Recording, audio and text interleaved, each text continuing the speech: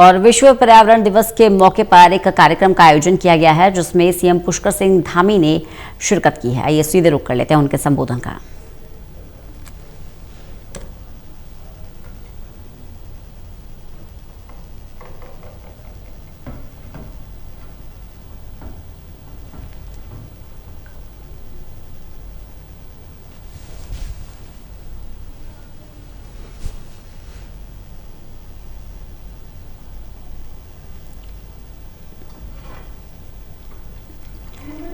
तो सीएम पुष्कर सिंह धामी कार्यक्रम में पहुंचे हैं। आज विश्व पर्यावरण दिवस है और इस मौके पर पर्यावरण संरक्षण का बड़ा संदेश दिया जा रहा है। ये कोई राजनीतिक कार्यक्रम नहीं, ये कोई एक दिन की जिम्मेदारी नहीं, ये हमारा दायित्व है ताकि हम आने वाली पीढ़ियों को स्वच्छ हवा दे सकें, अच्छा वातावरण दे सकें। और अच्छा वातावरण तभी होगा संभव जब स्वच्छ पर्यावरण होगा। ऐसे में सबसे पहला कदम जो है वो है वृक्षारोपण का।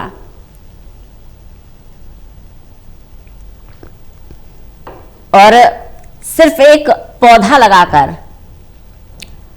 हम इसकी शुरुआत तो करते हैं, लेकिन हमें उसकी देखभाल करनी होगी, उस पौधे की उसे पेड़ बनाना होगा।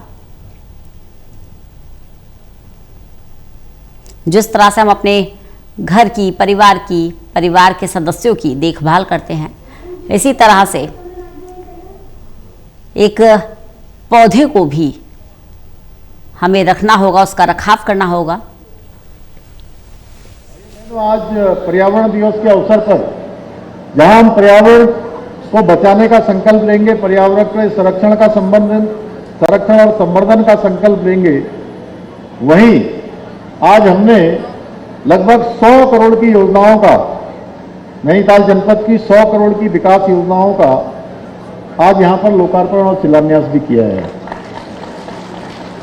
और ये सभी योजनाएं आने वाले समय में हमारे इस जनपद वासियों के लिए बहुत, उनकी सुविधा के लिए, उनके विकास के लिए, उनके जीवन को सरल बनाने के लिए एक मील का पत्थर साबित होंगी। आज विश्व पर्यावरण दिवस के अवसर पर प्राकृतिक सौंदर्य से भरपूर इस सुंदर नगरी भीमताल में आप सभी के बीच में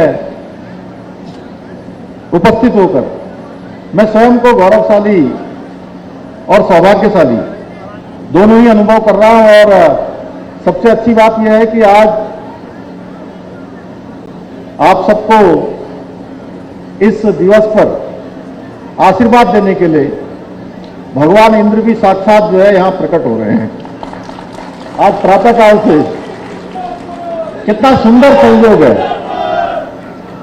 भाइयों बहनों, विश्व पर्यावरण दिवस का यह कार्यक्रम भीमताल में होना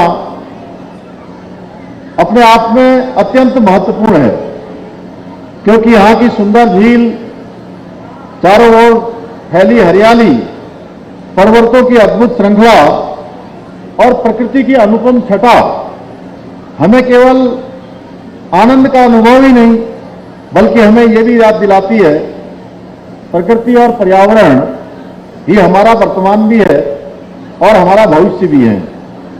इसलिए इस प्रकृति और पर्यावरण को सुरक्षित रखना, संरक्षित रखना हम सभी का दायित्व है, हम सभी की जिम्मेदारी है। भाइयों बहनों, आज का दिन केवल पौधे लगाने या औपचारिक कार्यक्रम को करने का ही नहीं, बल्कि आज का दिन हम सभी को एक सोचने का, विचारने का और आत्मचिंतन करने का भी दिन है।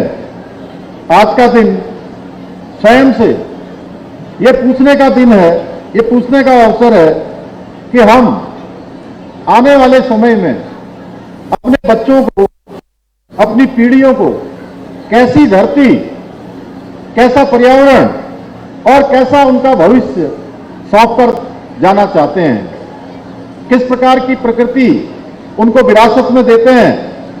क्या हम उन्हें स्वच्छ नदियों भरे हरे भरे जंगल, शुद्ध वातावरण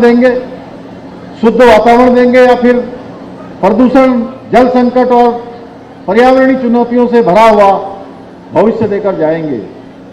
इस प्रश्न का उत्तर केवल ये मेरा प्रश्न नहीं है कि मैं यहां से बोल रहा हूं, ये हम सबका प्रश्न होना चाहिए कि हम प्रकृति के साथ कैसा व्यवहार करें, हम प्रकृति को क्या दे सकते हैं, मेरे पास क्या है कि मैं जो इसमें योगदान कर सकता हूं। ये अगर हम सब लोग मिलकर इस प्रश्न का उत्तर खोजेंगे तो निश्चित रूप से इसका उत्तर मिलेगा।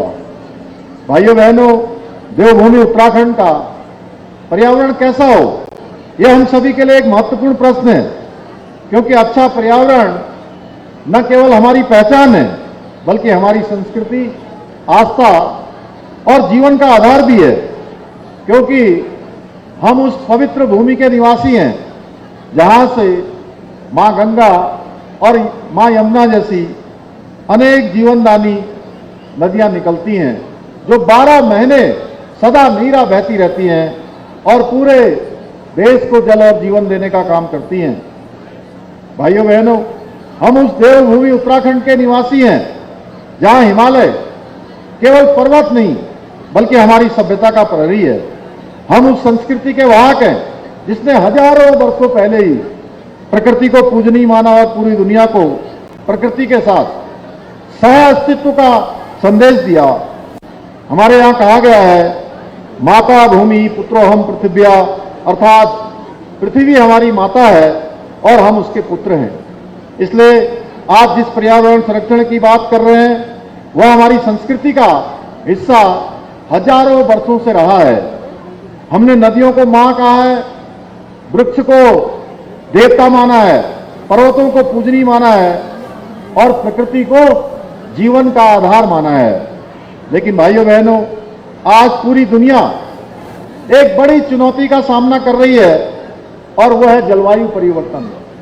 आप देख रहे होंगे, जब वर्षा का समय होता है उस समय वर्षा नहीं होती है, जिस समय बहुत गर्मी पड़नी चाहिए उस समय बहुत गर्मी नहीं पड़ती है। ऐसा परिवर्तन हो रहा है ना? हो रहा है कि नहीं हो रहा है, बताइए। तो जलवायु परिवर्तन अब केवल ये वैज्ञानिकों की चर्चा का विषय नहीं रह गया है, बल्कि इसका हमारे रोजमर्रा के जीवन से वास्तविकता में बदल गया है।